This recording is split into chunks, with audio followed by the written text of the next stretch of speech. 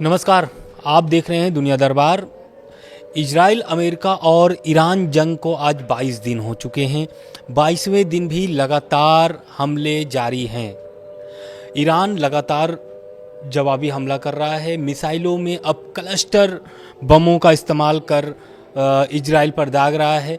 तो इससे ये समझिए कि ये जो युद्ध चल रहा है ये अब थमने का नाम नहीं ले रहा है और थमेगा भी नहीं, क्योंकि ट्रंप जो है, इस पर ट्रंप का भी बयान आ गया है। ट्रंप ने साफ बोल दिया है कि ये जो युद्ध चल रहा है ये 3 से 4 हफ्ते लग सकते हैं इसको ख़त्म होने में।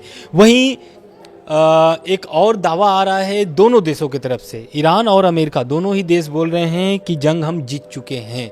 और ऐसा इसलिए बोल रहे हैं क्योंकि ट्रंप जो है कि अपना तर्क दे रहे हैं और उधर मुस्तफा खामनेई एक लिखित संदेश में वो अपना दावा कर रहे हैं। तो पहला मैं ट्रंप का कोट कर देता हूँ कि ट्रंप क्या दावा कर रहे हैं, क्योंकि देखिए युद्ध तो जारी है, जंग जारी है और इस जंग के बीच में दावे ऐसे ऐसे आ रहे हैं जो चौंका देने वाली है। क्योंकि जो ट्रंप दावा कर रहे हैं वो साफ ये बोल रहे हैं कि शुक्रवार को उन्होंने मीडिया से बात की और उन्होंने साफ तौर से बोल दिया है कि ईरान जो है कि ये जंग हार चुका है। मुझे लगता है कि हम जीत चुके हैं और हमें उनकी नेवी, एयरफोर्स और एयर डिफेंस सिस्टम सब तबाह कर चुके हैं, यानी सब खत्म हो चुका है। उनका जो एयर डिफेंस सिस्टम था या फिर जो उनके नेवी पावर थी या एयरफोर्स पावर थी, सारे खत्म हो चुके हैं। ये ट्रंप का दावा है। साथ ही उन्होंने कहा है कि ईरान के साथ सीज फायर जो है कि नहीं करेंगे, मतलब वो युद्ध खत्म नहीं करना चाहते हैं अभी, क्योंकि उनका जो सपना है ईरान में कि रिजिम चेंज होना, तो शायद उस सपने को पूरे करने के लिए वो उन्होंने एक टारगेट भी दिया है या फिर एक समय जो दे दिया है कि 3 से 4 हफ्ते युद्ध को खत्म होने में लग सकता है। लेकिन उधर मुस्तफा खामनेई भी बहुत बड़ा दावा कर रहे हैं इस युद्ध को लेकर के, और वो साफ बोल रहे हैं कि अमेरिका इजराइल के साथ जारी जंग में दुश्मन की करारी हार हो चुकी है। वो ऐसा क्यों बोल रहे हैं, तो उन्होंने भी अपना एक तर्क रखा है कि लिखित संदेश में उन्होंने क्या बोला है। उन्होंने कहा है कि ईरानी जनता की एकता की वजह से दुश्मन अपने मकसद में कामयाब नहीं हो पाया और उनके खेमे में ही दरार पड़ गई है। अब दरार क्यों पड़ गई है, इस पर बहुत गौर करने वाली बात है। दरार इसलिए क्योंकि स्ट्रेट ऑफ हॉर्मुज को लेकर के ट्रंप जो है अपने सहयोगी देशों से मदद मांगी थी, नेटो से भी मदद मांगी थी, लेकिन उनको हर जगह से झटका मिला है।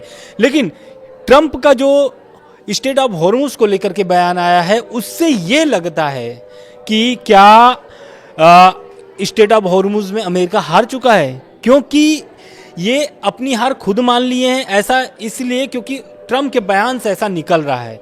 ट्रंप क्या कह रहे हैं, ट्रंप बार बार तो पहले दावा करते रहे हैं कि ईरान की मिलिट्री खत्म हो चुकी है और ईरान की नेवी, एयरफोर्स और एंटी एयरक्राफ्ट सिस्टम नष्ट हो गए हैं।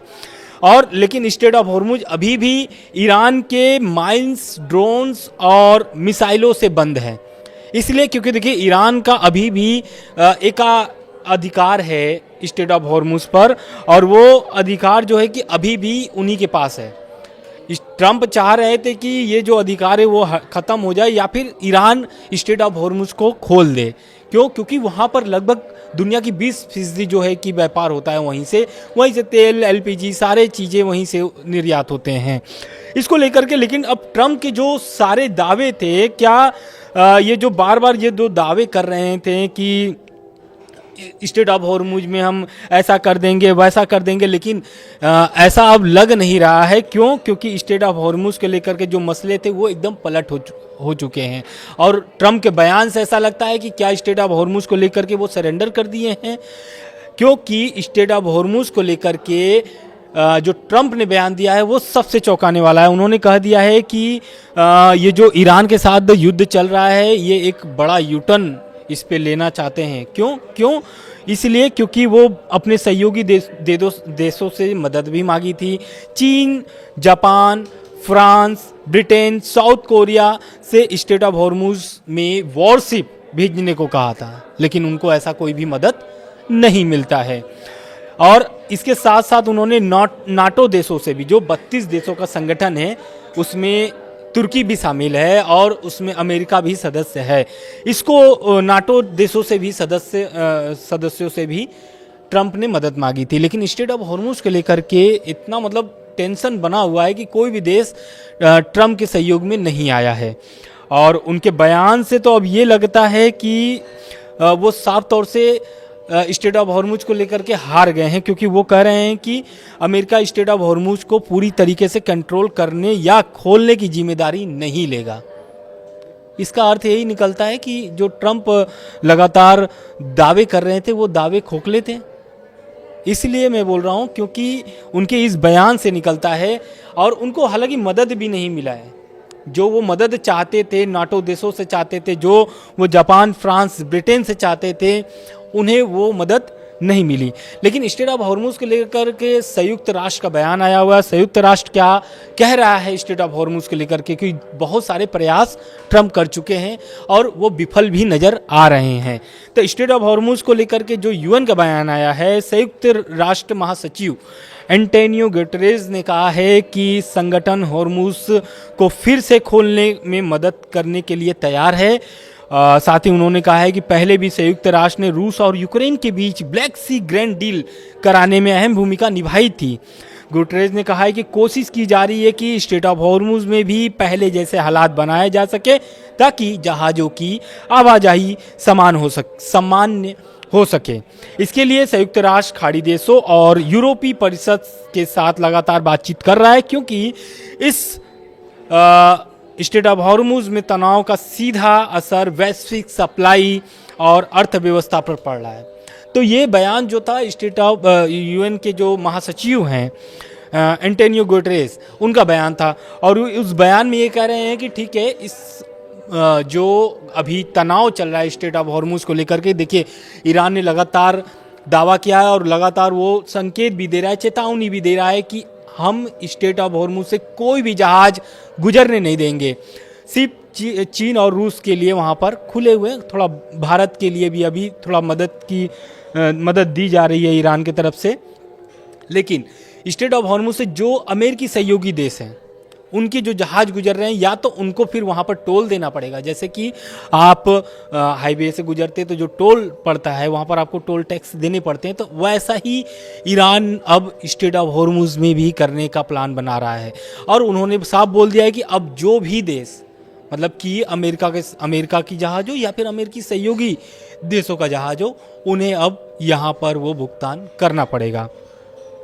साथ ही इस जंग के बीच में अब ईरान की बात करते हैं। ईरान में अभी क्या चल रहा है, क्योंकि देखिए नवरोज का त्यौहार है, लेकिन अभी जंग के बीच में ये पूरा फीका पड़ चुका है।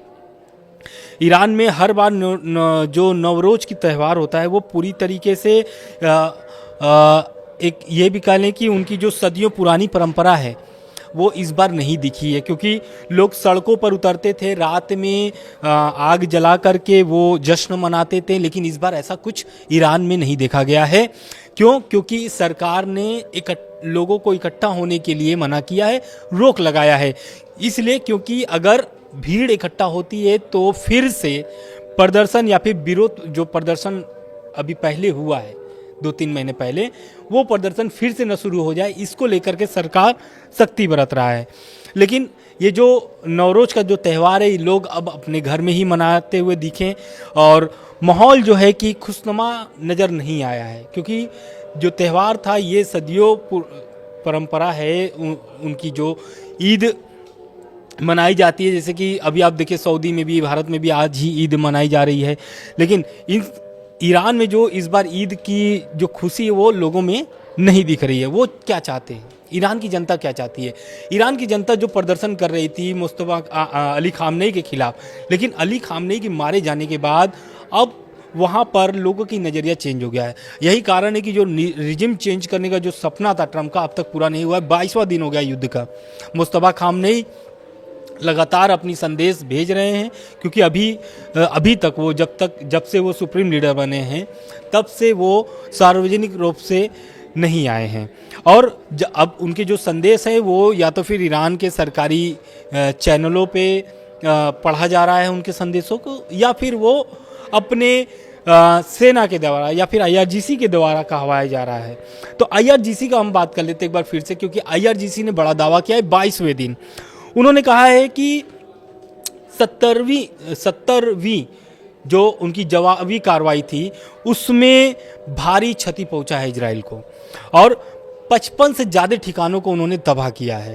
तो इसमें सोचिए कि इजराइल की तरफ से अभी भी कोई ऐसा मतलब जो तबाही है या फिर जो नुकसान हो रहे हैं, अभी तक कोई भी ऐसा आंकड़ा इजराइल ने पेश नहीं किया है।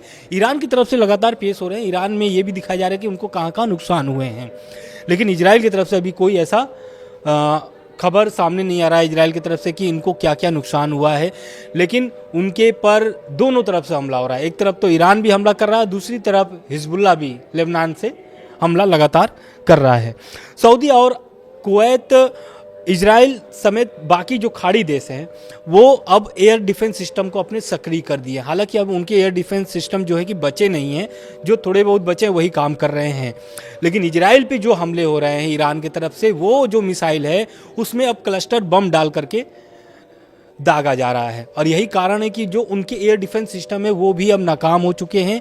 क्योंकि आपको भी पता है कि जब वो मिसाइल छोड़ रहे हैं तो उस मिसाइल से करीब 100 बम, क्लस्टर जो है वो 100 बम एक साथ गिर रहे हैं, इसलिए उनको रडार में लेना भारी मुश्किल पड़ रहा है इजराइल को, और इसमें इजराइल विफल भी नज़र आ रहा है।